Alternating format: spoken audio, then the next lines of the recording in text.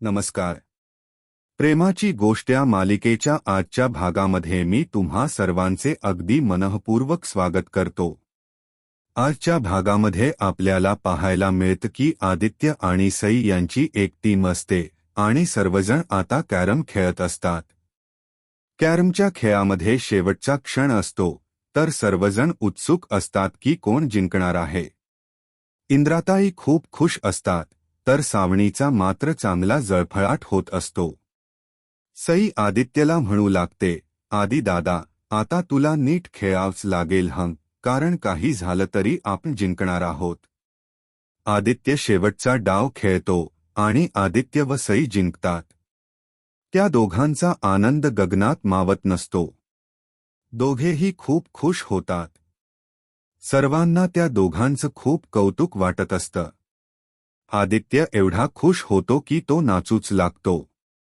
आदित्यच्या चेहऱ्यावरचा आनंद पाहून मुक्तालाही खूप आनंद झालेला असतो. इंद्राताई म्हणतात, मी आता तुमच्या दोघांची दृष्ट काढणार आहे. यानंतर कोमल सई आणि आदित्यसोबत फोटो काढत असते की त्या सर्वांचे फोटो काढू लागतो. इकडे सागर मुक्ताला म्हणतो, ही टाळी तुमच्यासाठी, कारण आदित्यच्या चेहऱ्यावरचं हसू म्हणजे तुमची जीत आहे. मुक्ता म्हणते, माझी नाही, आपल्या सर्वांची. मुक्ताच्या मनाचा मोठेपणा पाहून सागरला तिचा अभिमान वाटत असतो. इकडे सावणीचा मात्र खूप जळफळाट होत असतो. ती रागाने रूममध्ये येते आणि म्हणते, काय चाललंय आहे? आणि मुक्ता काय खेळ खेळते आहे? आता हे घर माझ्या नावे होतं राहिलं आणि हा आदित्य सगळ्यांसोबत मज्जा मारतोय. त्याला खूप आनंद वाटत आहे, पण माझ्या हातात काहीच राहिलं नाही. आता जे काही माझ्या हातात आहे तेही निसटून जातंय. आणि जर मुक्ता असाच खेळत राहिली तर?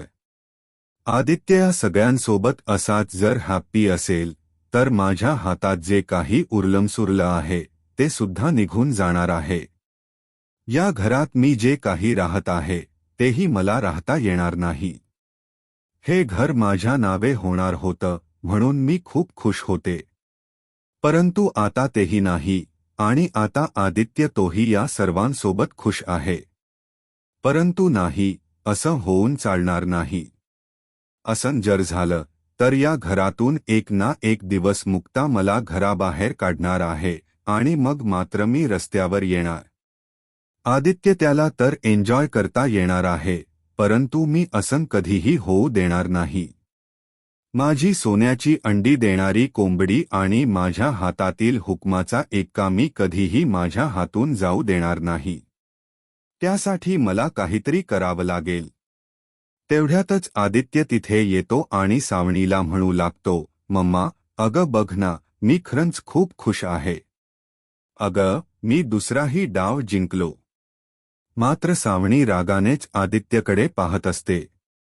आदित्य सावणीला म्हणतो, अगं मम्मा, पप्पा मला म्हणाले आहेत की यावर्षी सोसायटीच्या ज्या कॅरम टूर्नामेंट असणार आहेत त्यामध्ये तूही सहभागी होऊ शकतोस. कारण गेल्या वर्षी पप्पा सहभागी झाले होते आणि ते जिंकलेही होते. त्यामुळे यंदा मी सहभाग घेणार आहे.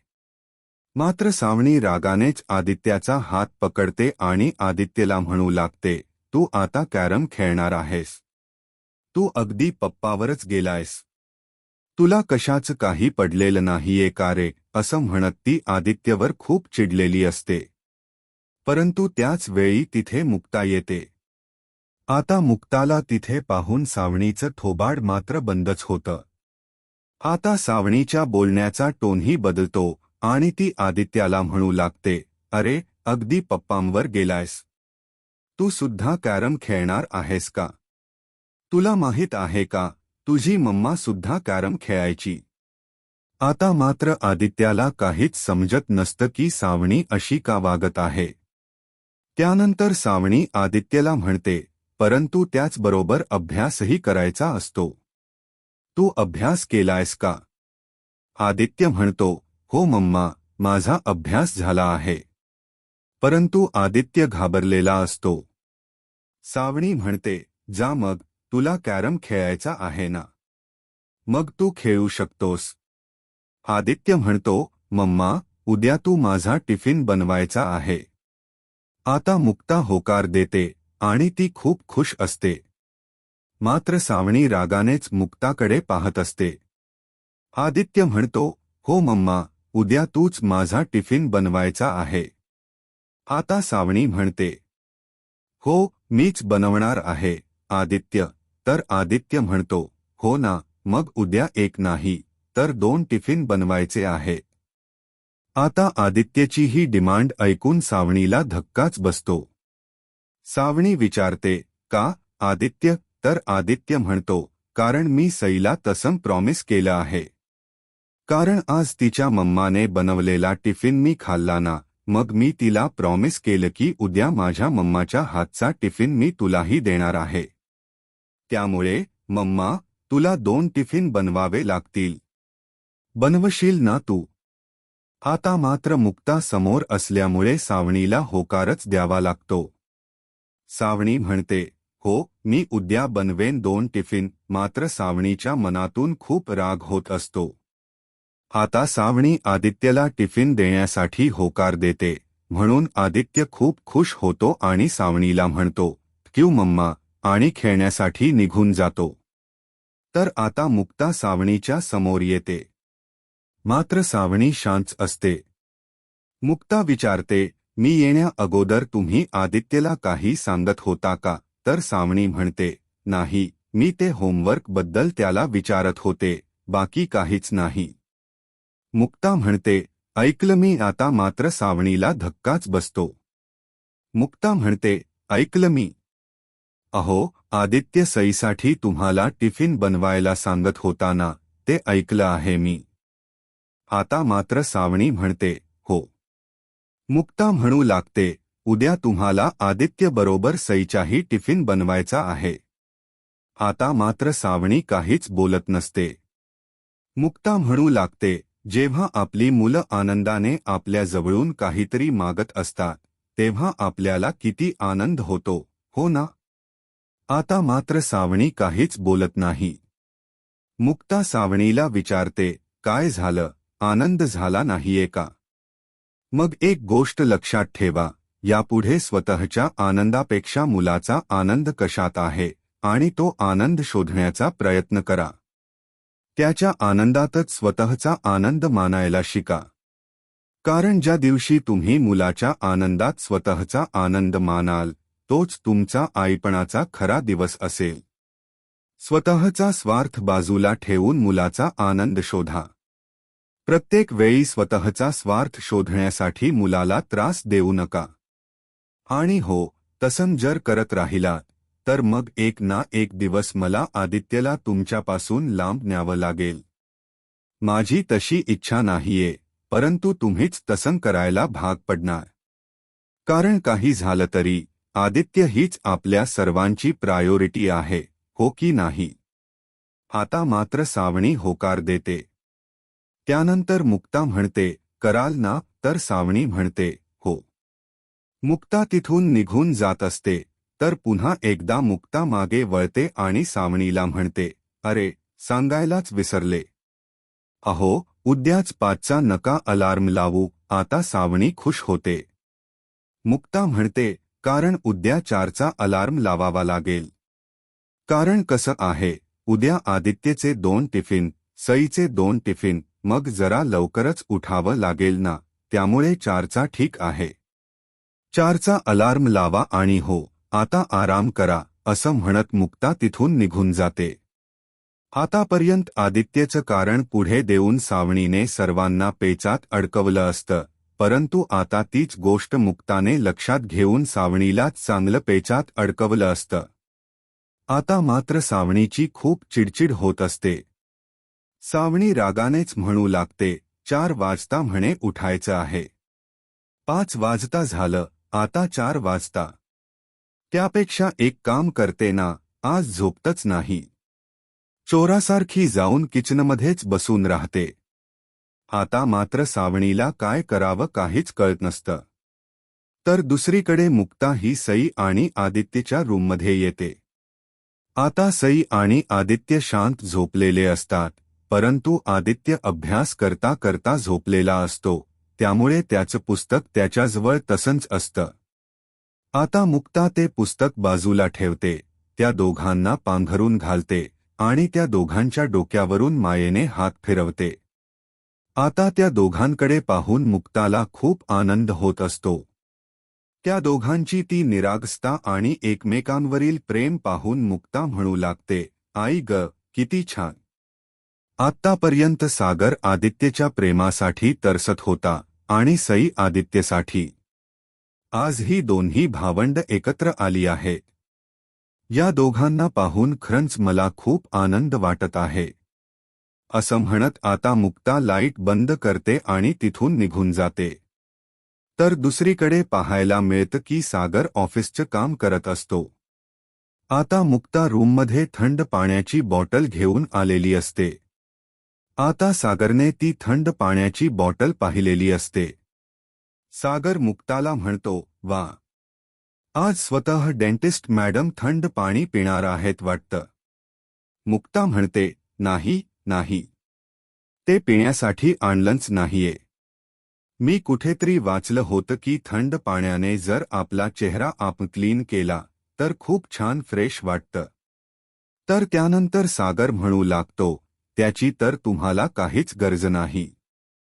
तुमचा चेहरा खूप छानही आहे आणि फ्रेशही आहे, त्यामुळे तुम्ही काम करा, ते पाणी पिण्यासाठी मला द्या. तर मुक्ता म्हणते, नाही, मी तुम्हाला का देऊ. सागर म्हणतो, अरे. तर मुक्ता म्हणते, हो, तुम्ही माझं ऐकत नाही, मग मी तुमचं का ऐकावं. सागर म्हणतो, काय, मी तुमचं ऐकत नाही.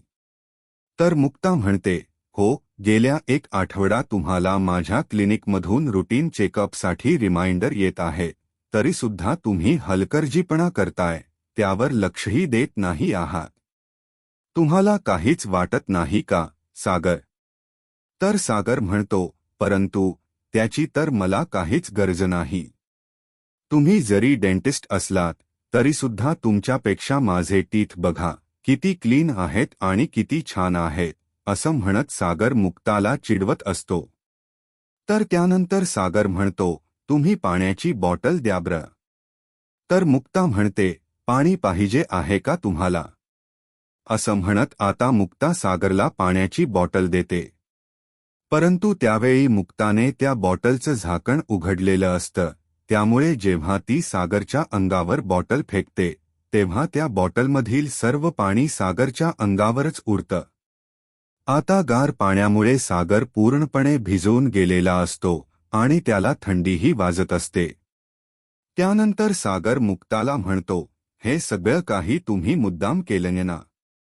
तर मुक्ता सागरला मुद्दामूनच म्हणते, नाही नाही, सॉरी हा, मी हे सगळं काही मुद्दामहून केलं नाही. अहो, मी तुम्हाला पाण्याची बॉटल दिली होती, परंतु ते झाकण नकळतपणे कधी माझ्या हातून उघडलं, मलाच माहीत नाही. तर सागर म्हणतो, हो का. मी स्वतःहून पाहिलं आहे ना तुम्हाला ते झाकण उघडताना. तर मुक्ता म्हणते, सॉरी सॉरी, परंतु तुम्ही चिडताना आणि असं थोडं भिजल्यावर खरंच खूप छान दिसता, क्यूट दिसता. आता सागर विचारतो, हो का. तर मुक्ता मुद्दामूनच होकार देते. सागर आता मुक्ताच्या मागे लागतो आणि तिच्यावर पाणी ओतण्याचा प्रयत्न करत असतो. आता मुक्ता सागरला चुकवण्याचा प्रयत्न करते, परंतु शेवटी सागर मुक्ताला भिजवतोच. तर मुक्ता म्हणते, सागर, अहो मी तर तुमच्या अंगावर थोडंसंच पाणी ओतलं होतं आणि तुम्ही हे काय केलं, मला तर पूर्णपणे भिजवून ठेवलं आहे. तर सागर म्हणतो, ठीक आहे, सुरुवात कोणी केली होती. तुम्हीच केली होती ना. मग मी का आता शांत राहायचं. मी पण नाही शांत राहिलो.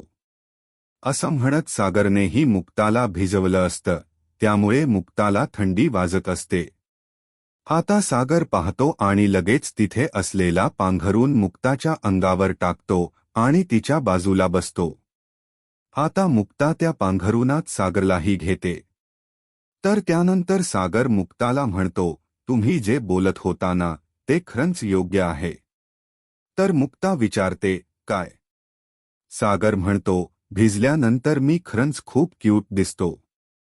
तर मुक्ता म्हणते, छे छे, ते तर मी तुम्ही मला कमी भिजवावं यासाठी बोलले होते. आता मात्र सागर म्हणतो, पाण्याची बॉटल कुठे आहे? असं म्हणत सागर पाण्याची बॉटल घ्यायला जाणार, तर मुक्ता सागरचा हात पकडते. आता दोघंही प्रेमानेच एकमेकांकडे पाहू लागतात आणि हसू लागतात. आता मुक्ता सागरच्या खांद्यावर डोकं ठेवून शांतपणे झोपलेली असते. तर दुसऱ्या दिवशी आदित्य खुश होतो आणि सईला म्हणतो, सई, आज तुझ्यासाठी सरप्राईज आहे, कारण आज सावनी मम्माने बनवलेला टिफिन तुला खायला मिळणार आहे. आता सावनी किचनमध्ये टिफिन बनवत असते. त्याच वेळी तिथे मुक्ता आलेली असते. मुक्ता सावणीला विचारते, झालेत का टिफिन? तर आता सावणी म्हणते, एक मिनिट, झालेत म्हणजे काय? मी एक टिफिन बनवला आहे आणि तो सुद्धा आदित्यसाठी. आता मात्र मुक्ताला खूप राग आलेला असतो. मुक्ता विचारते, काय? अहो सावणी, तुम्ही एक टिफिन बनवला आहे. तर सावणी म्हणते, हो. त्यावर आदित्य म्हणतो, मम्मा. तर सावणी म्हणते, हो आधी बाळा. मुक्ता म्हणते, तुम्हाला आठवतंय का आदित्य तुम्हाला रात्री काय म्हणाला होता? की सईसाठी सुद्धा टिफिन बनव म्हणून. मग तुम्ही असं कसं वागू शकता? सावणीच्या लक्षात येत की आदित्यने आपल्याला टिफिन बनवायला सांगितलेलं होतं, परंतु ती झोपेमध्ये ते विसरून गेलेली असते. सावणी म्हणू लागते, अरे बापरे, मी असं कसं विसरू शकते? हे जर मी केलं असतं, तर आदित्य समोर मला चांगुलपणा मिळवता आला असता. परंतु आता तेही नाही. मी 2 पराठे मागवले, त्या ठिकाणी 4 पराठे मागू शकले असते, परंतु मी अशी कशी वागू शकते? त्यावर मुक्ता सावणीला विचारते, तुम्ही खरंच काही बनवलं नाहीये का सईसाठी? सावणी म्हणते, नाही, मी फक्त आदित्यसाठीच बनवलं आहे. मुक्ता म्हणते, खरंच कमाल आहे तुमची. दोन्ही मुलं तुमची आहेत, तरीसुद्धा एकासाठी टिफिन बनवू शकत नाही. आता आदित्यलाही सावणीचा खूप राग आलेला असतो.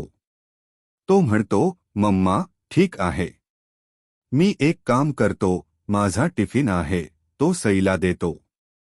तर सावणी म्हणते, ठीक आहे, मी तुला खाण्यासाठी पैसे देईन. मुक्ता म्हणते, नाही, त्याची काही गरज नाही. घरचं जेवण जेवायचं आहे, आणि हो, सईसाठी टिफिन मी लगेच बनवते. मुक्ता सावणीला विचारते, तुम्ही जे काही बनवलं आहे त्यातील काही उरलं आहे का? तर मला द्या, मी लगेच सईसाठी टिफिन बनवते. आता मात्र सावणीच्या चेहऱ्यावरचा रंग उडतो. सावणी लगेच म्हणते, नाही, नाही, काहीच उरलं नाहीये. मी जेवढं बनवायचं तेवढंच वापरलं आहे, कारण अन्न वाया झालेलं मलाही आवडत नाही, असं म्हणत सावणी खोट कारण देते. मुक्ता सईचा टिफिन बनवायला घेते.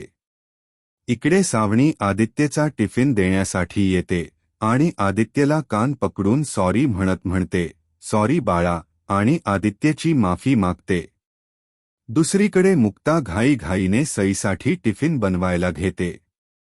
त्याच वेळी सई किचनमध्ये येते आणि मुक्ताला म्हणते, मुक्ताई, तसंही मला तुझ्याच हातचा टिफिन आवडतो. मुक्ता म्हणते, हो ग, माझ्या राजा, असं म्हणत आता मुक्ता सईसाठी टिफिन बनवत असते. त्याच वेळी मुक्ताई लाटणं हातात घेते आणि सावणीकडे पाहून म्हणते, सावणी, तुम्ही तर पराठे बनवले आहेत ना? मग मला सांगा, हे लाटणं एवढं सुकलेलं कसं?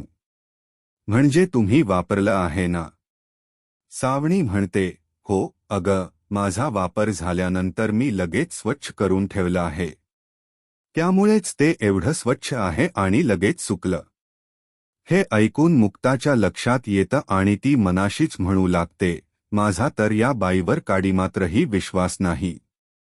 कारण जर लाटणं सुकलेलं आहे, पोळपाट पण सुकलेला आहे, याचा अर्थ काहीतरी गडबड आहे. जर यांनी पराठा बनवला असता, तर इथे थोडं तरी पीठ सांडलं असतं, परंतु काहीच पुरावा नाही. मग हे कसं म्हणत आहेत की यांनीच पराठा बनवला? किचन कट्टाही जसा मी रात्री साफ केला होता तसाच आहे. त्यामुळे मुक्ताला संशय येतो. इकडे सावणी मात्र खुश असते. कारण तिला आठवतं की तिने सकाळी उठून पराठा हाऊसमधून 2 पराठे ऑर्डर केलेले असतात.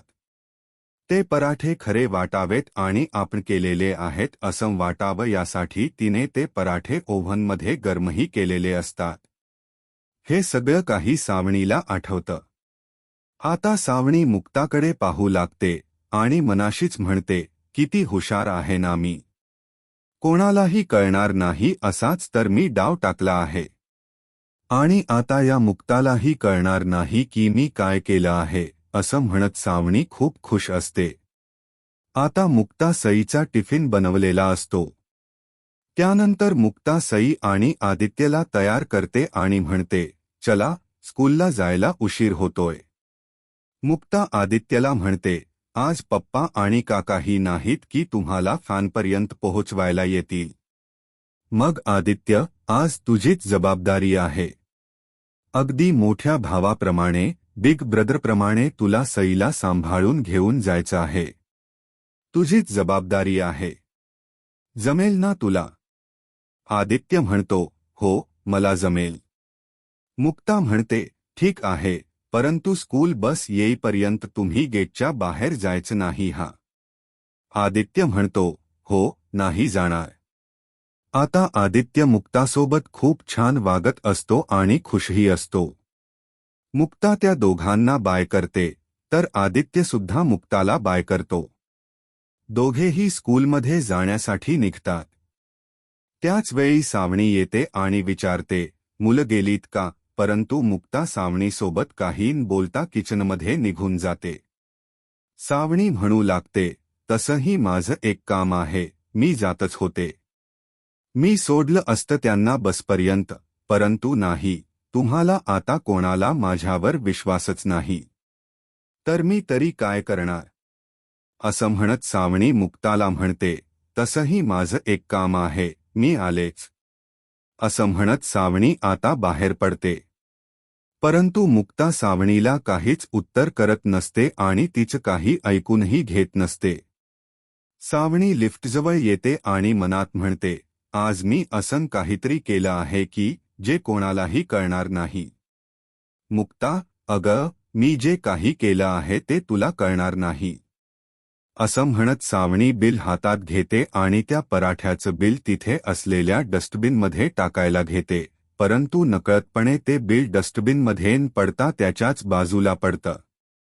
सावणीला काही लक्ष नसतं आणि ती तिथून निघून जाते. दुसरीकडे पाहायला मिळतं की मुक्ताने सर्वांसाठीच पराठे बनवलेले असतात. आता कोमल मुक्ताला विचारते, वहिनी, अगं, पराठ्यामध्ये चीज? तर मुक्ता म्हणते, हो, आता तेच करावं लागतं कारण आपल्या बाईसाहेब आता मोठ्या व्हायला लागले आहेत. त्यांना पराठे नको असतात. पराठे म्हटलं की नाकं मुरडतात. मग असं काहीतरी करून त्यामध्ये फकीचं फील आणलं तर बाईसाहेबांना भरपूर आवडतं. मुक्ता म्हणते, आणि म्हणूनच म्हटलं, असं चीज वगैरे घालून द्यावं. म्हणजे सईला पौष्टिक देता देता तिला असंही काहीतरी दिलं, तर ती नक्कीच आवडीने खाईल. इंद्राताई म्हणतात, खूपच छान झालं आहे. अगं, तू सुद्धा बस ना खायला. मुक्ता म्हणते, नाही, मी माझी कामं आवरून घेते. मग मी खाईनच ना. इंद्राताई म्हणतात, ही पोरगी काही कोणाचं ऐकणारच नाही.